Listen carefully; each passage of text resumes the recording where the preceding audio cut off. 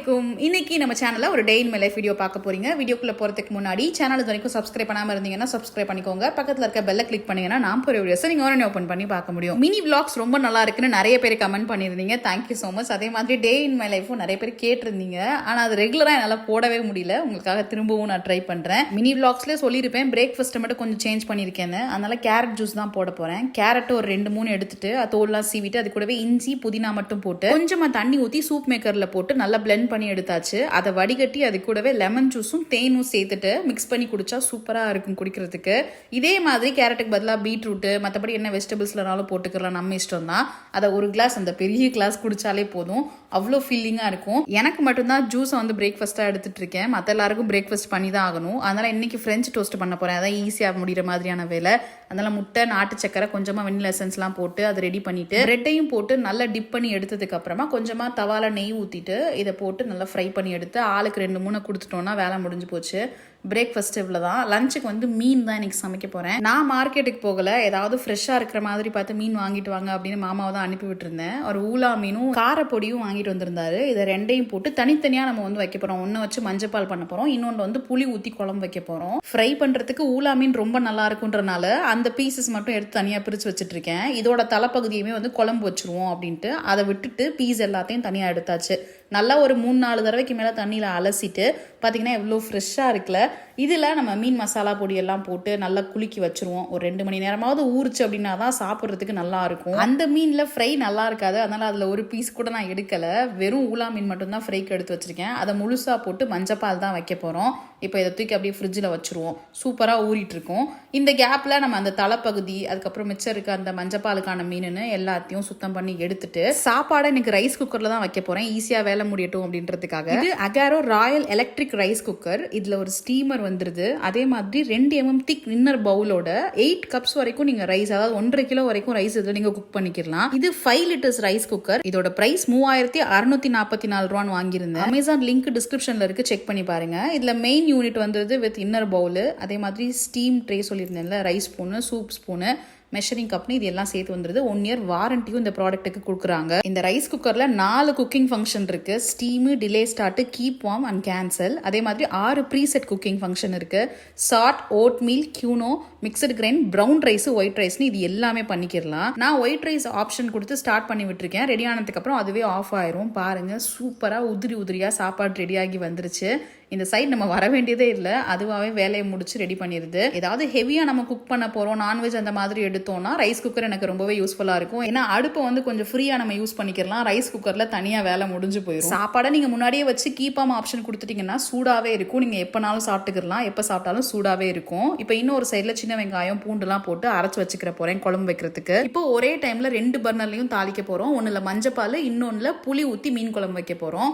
Process எல்லாமே ஸ்டார்டிங்ல ஒரே மாதிரி தான் இருக்கும். நல்லெண்ணெய், வெந்தயம், சோம்பு, கருவேப்பிலை, பச்சை மிளகா, நம்ம இடிச்சு வச்சோம்ல அந்த சின்ன வெங்காயமும் பூண்டும், அதை எல்லாத்தையும் தாளிச்சு விட்டாச்சு. இப்போ இதே மாதிரி தான் இன்னொரு சைட்லயும் எண்ணெய் ஊத்தி அதை பண்ண போறோம். தக்காளியை பியூரே பண்ணி வச்சிருந்தேன், அதை 2 சைட்லயும் கொஞ்சம் கொஞ்சம் ஊத்திட்டு நல்லா மிக்ஸ் பண்ணி விட்டுறலாம். அந்த பச்சை வாடை எல்லாம் போயிட்டு தக்காளி வெங்காயம்லாம் நல்லா வதங்கி வரட்டும். அடிப்பிடிக்கல, லைட்டா முருகி இருக்கு. ஒரு சைட்ல புளி ஊற வச்சாச்சு, இன்னொரு சைட்ல தேங்காய் அரைச்சு அதுல இருந்து 1 ஸ்பூன் மட்டும் இந்த மீன் குழம்புக்கு எடுத்து வச்சிருக்கேன். மஞ்சப்பாலுக்கு வந்து இதுல இருந்து பால் எடுக்க போறோம். நல்லா ஒரு 2 பால் எடுத்து வச்சுக்கிறோம்.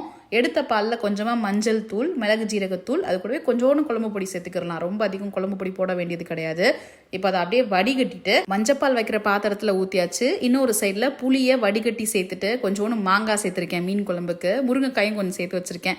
எடுத்து வச்சிருந்தேன் அந்த தேங்காய் 1 ஸ்பூனையும் சேர்த்துட்டு அதையும் கொதிக்க விட்டாச்சு. இங்கே மஞ்சப்பால் ஓரளவுக்கு கொதிச்சு வந்ததுக்கு அப்புறமா நம்ம எடுத்து வச்சிருக்க காரப்பொடி மீன், இங்கிட்ட மீன் குழம்புக்கு அந்த ஊலா மீன் தலை, அதுக்கப்புறம் காரப்பொடி தலையுமே சேர்த்துருக்கேன். கடைசியா கொத்தமல்லி தூவியாச்சு. லைட்டா ஒரு கொதி வரவும் ஸ்டவ் ஆஃப் பண்ணிடலாம். மீனுக்கு மசாலா பரட்டி ஃப்ரிட்ஜில் வச்சிருந்தோம்ல, அதுல ஒரு பார்ட் எடுத்து நம்ம ஏர் ஃப்ரையர்ல ஃப்ரை பண்ணிக்கிற போறோம், எண்ணெய் இல்லாம. அது வந்து எனக்கு வேற என்ன பண்றது, நான் உங்ககிட்ட முன்னாடியே சொல்லிட்டேன் என்னால டயட்ல இருக்க முடியாது, பட் நான் ட்ரை பண்றேன் அப்படின்ற மாதிரி அதுதான் பண்ணிக்கிட்டு இருக்கேன். ஏர் ஃப்ரையரை ஸ்டார்ட் பண்ணி விட்டாச்சு. இன்னொரு சைட்ல மாமா நானா ஏர் ஃப்ரையர்ல சாப்பிட மாட்டேன்ப்பா, எனக்கு எண்ணெயில போட்டு பொரிச்சாதான் அப்படின்னவும் அவருக்கு மட்டும் கொஞ்சோண்டு கருவேப்பிலை போட்டு எண்ணெயில ஃப்ரை பண்ணி எடுத்து வச்சிருக்கேன்.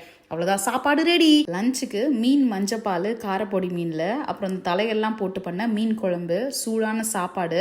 இப்போ என்ன பண்ணணும்னா அந்த மஞ்சப்பால் கொஞ்சம் ஊற்றிட்டு இந்த புளிக்குழம்பு இருக்குல்ல அதையும் லைட்டாக ஊற்றணும் மாங்காவோட, ரெண்டையும் மிக்ஸ் பண்ணி சாப்பிட்றதுக்கு அது ரொம்ப ருசியாக இருக்கும். நல்லா இல்லைன்னுலாம் சும்மா சொல்ல முடியாது, ஏன்னா ஏர் ஃப்ரையரில் பொரிச்ச மீனுமே டேஸ்ட்டாக தான் இருந்துச்சு சாப்பிட்றதுக்கு. அதனால சாப்பாடு நல்லாவே என்ஜாய் பண்ணி சாப்பிட்டு முடிச்சுட்டு கொஞ்ச நேரம் ரெஸ்ட் எடுத்துட்டு, எப்பயுமே நெக்ஸ்ட் டே ஃப்ரைடே அப்படின்னா முன்னாடி நாள் தான் எங்கள் வீட்டில் கிளீனிங் நடக்கும். அப்போ தான் எல்லாத்தையும் ப்ராப்பராக பண்ண முடியும் ஃப்ரைடே அன்னைக்கு அப்படின்றனால. ஏன்னா சமையலுக்கே வந்து கொஞ்சம் டைம் எடுக்கும், அதனால இந்த வேலைகள்லாம் காலையில் பார்க்க முடியாதுன்னு முன்னாடி நாளே பார்த்து வச்சிருவோம். ராக்க மாமாவை லஞ்சுக்கு அப்புறம் தான் வர சொல்லியிருந்தேன், வந்து எல்லாத்தையும் க்ளீன் பண்ணிட்டு போயிட்டாங்க. ரீசெண்டாக போட்டிருந்த வீடியோவில் இரும்பு கடாய் அப்புறம் கல்ச்சட்டி அம்மிலாம் வாங்கியிருக்கேன் அப்படின்னு போட்டிருந்தேன் ஷார்ட்ஸில். அது நிறைய பேர் வந்து ப்ரைஸ் கேட்டிருந்தீங்க, அதை அதில் உட்காந்து எக்ஸ்பிளைன் பண்ண முடியாது 1 மினிட்ல. ஸோ அதனால் உங்களுக்கு இந்த வீடியோவில் வந்து அதோட ப்ரைஸ் டீட்டெயில்ஸ் எல்லாத்தையும் தனித்தனியாக உங்களுக்கு சொல்கிறேன்.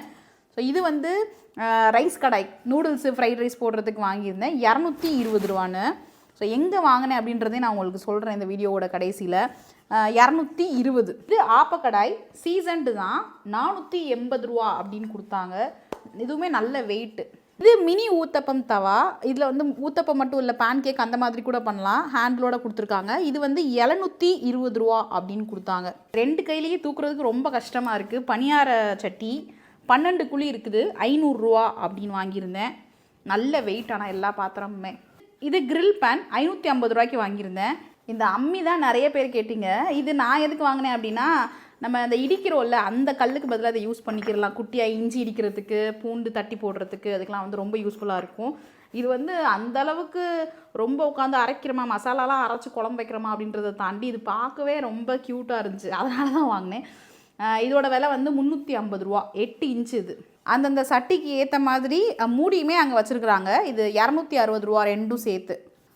தோசை கரண்டி 35 ரூபா, இதுவுமே இரும்பு தான். கல் சட்டி வந்து கிலோ கணக்கு தான், கிலோ வந்து 550 ரூபான்னு கொடுக்குறாங்க. 2 சட்டியுமே தனித்தனியாக 2.25 கிலோ இருந்துச்சு. ஸோ இந்த உயரமான சட்டி வந்து 1380 ரூபா வந்துச்சு. இந்த சட்டி வந்து 1520 ரூபான்னு வந்துச்சு. இது வந்து ஆல்ரெடி எல்லாமே சீசன்டு தான், டைரெக்டாக வந்து நல்லா வாஷ் பண்ணிவிட்டு யூஸ் பண்ணுற மாதிரி தான் கொடுத்துருக்குறாங்க. ஸோ இந்த கல் சட்டியுமே பார்த்தீங்கன்னா நல்ல வெயிட்டாக இருக்குது. ஒன்றும் தனித்தனியாக 2.25 கிலோ. இது வந்து சாப்பாடு வைக்கிறதுக்கு, இது குழம்பு வைக்கிறதுக்குன்னு பார்த்து வாங்கியிருக்கேன். நல்லா அகலமாக இருக்குது பாருங்களேன் சட்டி. உள்ளக்குள்ளே இந்த சரார் பையன் மல்லி காய போட்டு வச்சுருந்தேன், அதை எடுத்து போட்டு வச்சுருக்கேன். அப்படி நல்ல அகலமான சட்டியாக இருக்குது. இது வந்து சாப்பாடு வைக்கிறதுக்கு. கொஞ்ச நாளைக்கு வந்து டேரெக்டாக அதை அடுப்பில் வச்சு தாளிக்கிறது இல்லாமல் குழம்பு கூட்டி இல்லை சாப்பாடு வந்து தண்ணிலாம் ஊற்றி வைப்போம்ல, அந்த மாதிரி கொதிக்க வைக்கிறது தான் ஃபஸ்ட்டு ஸ்டேஜில் பண்ணணும். அதுக்கப்புறமா தான் வந்து எண்ணெய் ஊற்றி தாளிக்கணும் அப்படின்ற மாதிரி சொல்லியிருக்காங்க பழகுனதுக்கு அப்புறமா. ஆல்ரெடி ஆனால் சீசன்டு தான் ரெண்டுமே. இதை வாஷ் பண்ணிவிட்டு அப்படியே சமைக்க போகிறோம். அடுத்தடுத்த விளாக்ஸில் வந்து நீங்கள் இதில் சமைக்கிறது எல்லாத்தையும் பார்ப்பீங்க. ஸோ எனக்கு வந்து ரொம்ப பிடிச்சிருக்கு. உங்களுக்கு நான் காமிச்ச திங்ஸ்லேயே என்ன ரொம்ப பிடிச்சிருக்கு அப்படின்றதையும் சொல்லுங்கள். அண்ட் ப்ரைஸ் வந்து அஃபோர்டபுளாக தான் கொடுப்பாங்க. அப்புறம் இது ப்ரொமோஷன்லாம் கிடையாது, நான் வாங்கியிருந்தேன். இங்கே எங்கே வாங்கினீங்க என்ன ப்ரைஸ்ன்னு கேட்டனால தான் இந்த கடையுமே நான் மென்ஷன் பண்ணுறேன். ஸோ இந்த திங்ஸ் எல்லாமே வந்து மதுரை நெல்பேட்டையில் இருக்கிற அண்ணா சிலைக்கு அப்படியே பக்கத்தில் இருக்க கடையில் தான் வாங்கியிருந்தேன், இமாம் ஸ்டோர்ஸ்னு. அவங்க எல்லா ஊருக்குமே டெலிவரி கொடுத்துட்ருக்கிறதா சொன்னாங்க. நீங்கள் என்கிட்ட கேட்டதுக்கப்புறம் தான் நான் அவங்ககிட்ட போய் கேட்டேன், என்ன மாதிரி எல்லா ஊருக்கும் அனுப்புவீங்களான்னு. ஸோ உங்களுக்கு தேவைப்பட்டால் உங்களை காண்டாக்ட் பண்ணுங்கள். அவங்களோட கேட்லாக் லிங்க்லாம் கூட டிஸ்கிரிப்ஷனில் கொடுத்துருக்கேன், செக் பண்ணி பாருங்கள். ஸோ எனக்கு எல்லா ஐட்டம்ஸுமே ரொம்ப பிடிச்சி போய் தான் வாங்கினேன். நான் வாங்க போனது என்னமோ 1-2 ஐட்டம் தான். இதெல்லாம் ரொம்ப பிடிக்கும், எல்லாத்துலேயுமே ஒன்று பிறக்கிட்டு வந்தாச்சு. ஸோ எனக்கு ரொம்ப பிடிச்சிருக்கு. இது எல்லாத்தையும் வேகமாக சமைச்சிடணும், ஆப்பம் ஊற்றிடணும், பணியாரம் ஊற்றிடணும், கிரில் தவாவில் வந்து மீனை பொரிச்சு எடுத்துடணும்னு அப்படியே நிறைய ஆசைகள் இருக்குது. இன்ஷால்லாம் ஒன்று ஒன்றா பண்ணுவோம். கடை வந்து நம்ம கோரிப்பாளையம் பாலத்துலேருந்து இறங்கி வந்ததுமே அங்கனையே இருக்கும், இமாம் அயன் ஒர்க்ஸ் அப்படின்னு சொல்லிட்டு. இவங்ககிட்ட எல்லா விதமான இரும்பு பாத்திரங்களும் வச்சுருப்பாங்க, சீசன் பண்ணாதது, அதுக்கப்புறம் கல் சட்டி எல்லாமே வச்சுருப்பாங்க. நல்லாவும் இருக்கும் குவாலிட்டி வைஸ். தேவைப்பட்டால் காண்டாக்ட் பண்ணிக்கோங்க. அப்புறம் ஈவினிங் டைமில் ஜரார் வந்து ப்ரௌனி செஞ்சு கொடுமா அப்படின்னு கேட்டான். இது என்னோட ஃபர்ஸ்ட் ட்ரை. எதிர்பார்த்ததை விட நல்லா வந்தனால ரெசிபி உங்க கூட ஷேர் பண்ணிக்கிறேன். 100 gram butter, 150 gram dark chocolate ரெண்டையும் 30 செகண்ட்ஸ்க்கு 3 தடவை அவனில் மெல்ட் பண்ணி வச்சாச்சு. இப்போ இன்னொரு சைடில் 100 கிராம் ஒயிட் சுகரு, 50 கிராம் அளவுக்கு ப்ரௌன் சுகர் சேர்த்துட்டு கூடவே 2 முட்டையும் சேர்த்துக்கிற போகிறோம். இந்த அளவில் ட்ரை பண்ணுங்க, ரொம்ப பர்ஃபெக்டாக வந்துச்சு. நான் இந்த அளவுக்கு வரும் அப்படின்னு எதிர்பார்க்கவே இல்லை. 2 முட்டையும் சேர்த்துட்டு அது கூடவே வெண்ணிலா எசன்ஸு ஒரு டீஸ்பூன் அளவுக்கு சேர்த்து அதை நல்லா பீட் பண்ணிக்கிறலாம். நான் ஹேண்ட் பிளெண்டரில் போட்டுட்டேன். ஒரு 5 நிமிஷத்துக்கு அப்புறமாவே கன்சிஸ்டன்சி சூப்பராக வந்துருச்சு. இந்த அளவுக்கு வந்ததுக்கு அப்புறமா 1 டீஸ்பூன் அளவுக்கு காஃபி பவுடரை 1 டேபிள் ஸ்பூன் அளவுக்கு ஹாட் வாட்டரில் மிக்ஸ் பண்ணி வச்சு அதையும் சேர்த்துட்டு திரும்ப ஒருக்கா நல்லா மிக்ஸ் பண்ணி விட்டுறலாம். தான். இப்போ நம்ம ஆல்ரெடி மெல்ட் பண்ணி வச்சுருந்தோம்ல டார்க் சாக்லேட்டும் பட்டரும், அதை இது கூட சேர்த்துட்டு இதுக்கப்புறம் ரொம்ப ஹெவியாக போட்டு பீட் பண்ண வேண்டியது கிடையாது. லைட்டாக மிக்ஸ் பண்ணி விட்டால் போதும். மிக்ஸ் ஆனதுக்கு அப்புறமா இப்போ இதில் ட்ரை இன்க்ரீடியன்ஸ் எல்லாத்தையும் சேர்த்துக்கிற போகிறோம். 60 கிராம் அளவுக்கு மைதா, 25 கிராம் அளவுக்கு கொக்கோ பவுடர், அது கூடவே 1/2 டீஸ்பூன் அளவுக்கு உப்பு, இது எல்லாத்தையும் சேர்த்து கட் அண்ட் ஃபோல்ட் மெத்தடில் லைட்டாக மிக்ஸ் பண்ணி விடுங்க. ஸ்கொயர் டைப்பில் கேக் ட்ரே இருந்துச்சுன்னா அதில் வைங்க, அதான் பர்ஃபெக்டாக வரும். என்கிட்ட கேக் ட்ரே இல்லை, அதனால நான் இதில் பண்ணியிருந்தேன். அதே மாதிரி பட்டர் பேப்பரும் இல்லைன்றது நான் ரெடி பண்ணதுக்கு அப்புறமா தான் தெரிஞ்சிச்சு. ஒன்றும் பண்ண முடியாது, அவசரத்துக்கு இருக்கிறது தான் அப்படின்னு ஒரு 170 டிகிரி செல்சியஸில் 25 நிமிஷம் வச்சு எடுத்தாச்சு. அவ்வளோ சூப்பராக வந்துச்சு. டேஸ்ட் வந்து ஃபஜ்ஜியாக பயங்கரமாக இருந்துச்சு. என்ன நம்ம கொஞ்சம் உயரமாக வச்சுட்டோம், அந்த ட்ரே வந்து சரியில்லை அப்படின்றனால ரொம்ப பெருசாக இருந்த மாதிரி இருந்துச்சு ப்ரௌனீஸு. அந்த ஷேப் வந்து வேணும் அப்படின்னா கண்டிப்பாக நீங்கள் ஸ்கொயர் ட்ரே தான் எடுக்கணும். பட் டேஸ்ட் வைஸ் பக்காவாக இருந்துச்சு. கண்டிப்பாக ட்ரை பண்ணி பாருங்கள். இப்போ இந்த வீடியோ முடிச்சிடலாமா? வீடியோ பிடிச்சிருந்தா லைக் பண்ணிட்டு உங்கள் ஃப்ரெண்ட்ஸ் எல்லாருக்கும் ஷேர் பண்ணுங்கள். மறக்காம நம்ம சேனல் வரைக்கும் சப்ஸ்கிரைப் பண்ணாமல் வந்தீங்கன்னா சப்ஸ்கிரைப் பண்ணிக்கோங்க. பக்கத்தில் இருக்க பெல்லை கிளிக் பண்ணிங்கன்னா நான் போகிற வீடியோஸ் நீங்கள் உடனே ஓப்பன் பண்ணி பார்க்க முடியும். அவ்வளோதாங்க, வேறு என்ன, நமக்கு சோறு தான் முக்கியம், சோறு மட்டும் தான் முக்கியம். Bye by.